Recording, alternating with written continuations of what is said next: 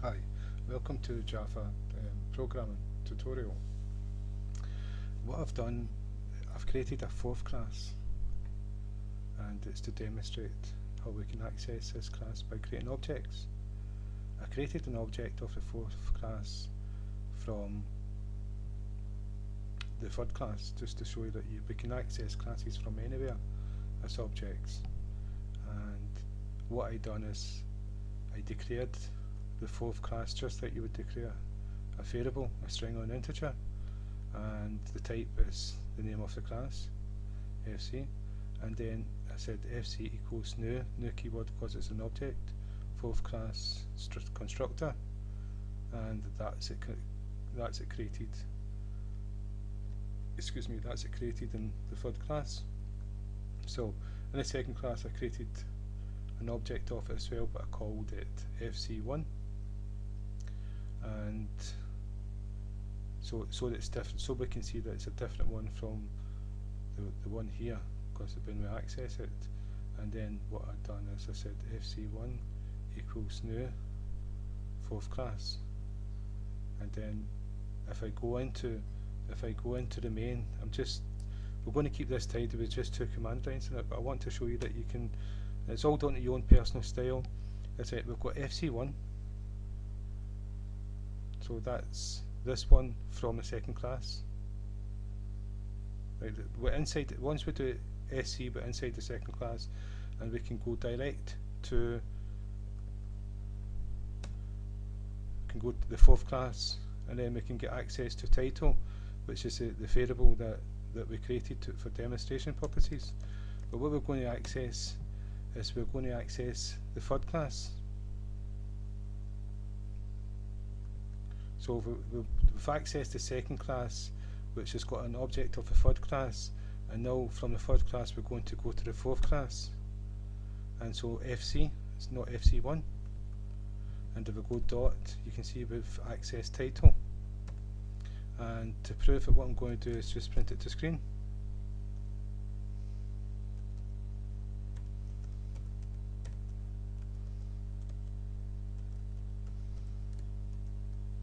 And closing bracket.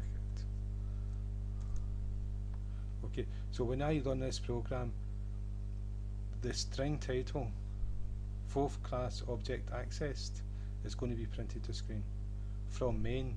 So we've accessed all the way through the different classes to get to there, and you can see the first, second class, third class, fourth class title, and so the dot operator accesses all the methods and variables in a class. And so if there's an object created, as it's accessing everything in that class, you get access to that object, and if that object's got variables and methods, you get access to them, and if it's got another object, you got access to that object and all its variables and methods, and if it's got an object, you get access to its object, and it goes on and on and on. So it's a great way of having different files all over the place and getting access to them, all working in harmony together, and rather than having just one page with like 1,000 lines of code that you've got to go through, you can break it up into tiny little bits and use them when you want them.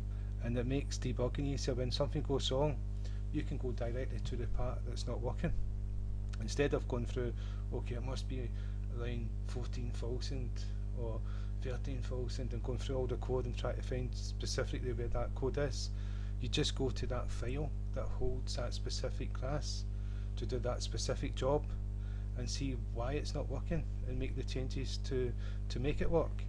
And so that's what I'm demonstrating. If I run the program, you can see fourth class object accessed, and we can also access it if we go to the second class dot. We created an object fc1, and if we go dot, now we've got access. fc1 is the fourth class access from the second class.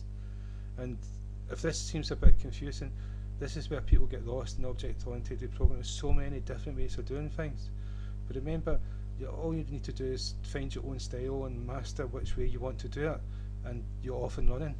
And if there's other ways to do things, you'll come across them as you get into programming, and you know that you may change your style because you find this way easier. It's all to do with the way that your mind accepts things and works, that the program is trying to match that to make it easier for programming. Object-oriented programming is based on the way we think. It's trying to mirror the way we do objects and the way we balance things and the way we go around thinking about processes and things like that.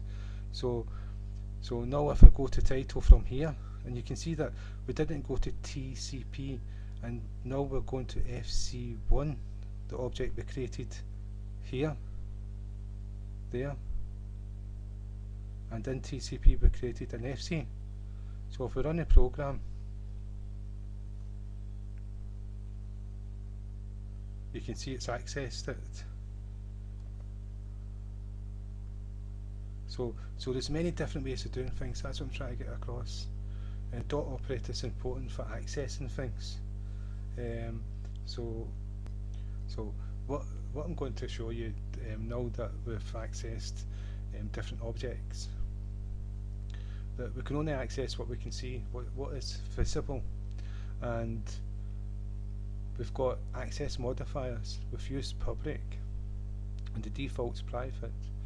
If access modifier is private, you don't see that. If I've got a method or a variable member in a class and I make an object of it and it's private, when I access it, I don't see the private objects, the private members, and that's security reasons.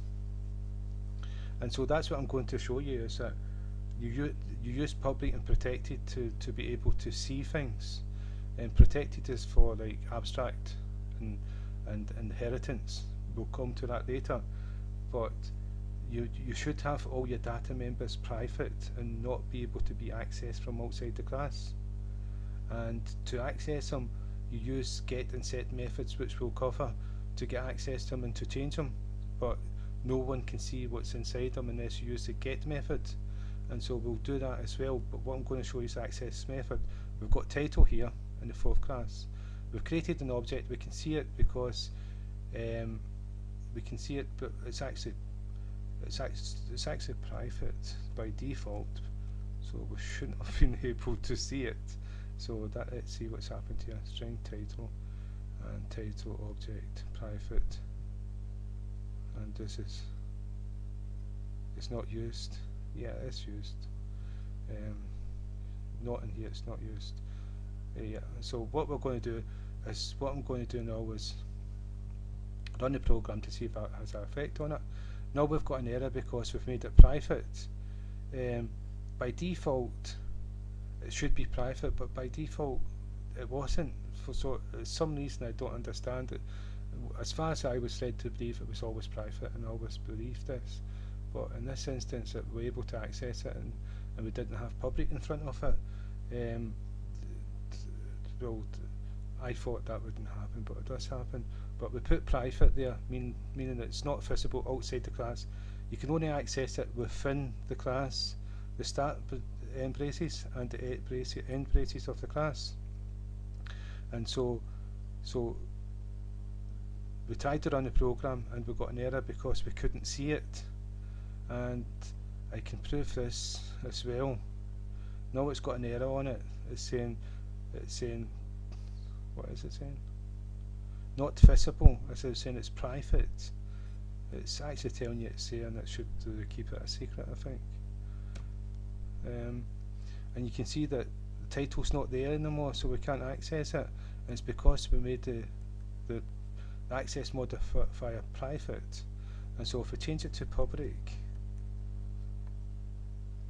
now everything seems to be nice and happy and cozy and all the rest of it. And so if we go back here and we do the dot operator, now we can see that title's back in there. We've got access, it's visible, and now we can use it.